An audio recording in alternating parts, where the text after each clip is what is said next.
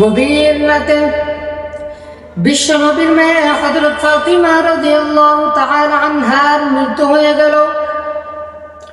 নবীর সাহাবী হযরত আবু যর গফারি রাদিয়াল্লাহু তাআলা আনহু কবর করতে গেলেন। কবর করতে গিয়ে কবরকে বললেন, হে কবর, তুমি কি জানো আজকে তোমার বুকের মধ্যে কাকে শুয়ে রাখবো? কবর কোনো জবাব দিলেন না। দ্বিতীয় নম্বর বার বললেন, হে কবর, তুমি কি জানো আজকে তোমার বুকের মধ্যে কাকে শুয়ে রাখবো? বিশ্বনবীর মেয়ে হযরত ফাতিমা রাদিয়াল্লাহু তাআলা আনহাকে তোমার বুকের মধ্যে শুয়ে রাখবো। বিশ্বনবীর মেয়েকে তোমার বুকের মধ্যে শুয়ে রাখবো, কোনো বেয়াদবি করবেন না। তৃতীয় নম্বর বার কবরকে বললেন, হে কবর, তুমি কি জানো তোমার বুকের মধ্যে কাকে শুয়ে রাখবো? তোমার বুকের মধ্যে হাসান হুসাইনের মাকে শুয়ে রাখবো। তবুও কবর কোনো জবাব দিলেন না।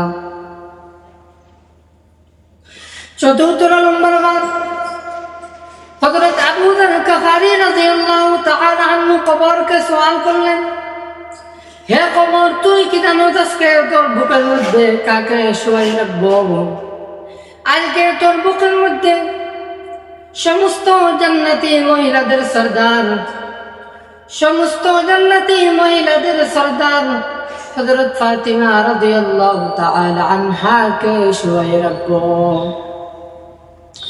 আজকে তোর বুকের মধ্যে সমস্ত জান্নাতি মহিলাদের সরদার হযরত ফাতিমা রাদিয়াল্লাহু তাআলা আনহাকে শুয়ে রাখবো, কোনো বেয়াদবি করবেন না। তবুও কবর কোনো জবাব দিলেন না। কিতাবের মধ্যে আসছে, নবীর সাহাবী হযরত আবু যর গফারি রাদিয়াল্লাহু তাআলা আনহু শুনতে পারলেন। নবীর সাহাবী হযরত আবু যর গফারি রাদিয়াল্লাহু তাআলা আনহু শুনতে পাইলেন,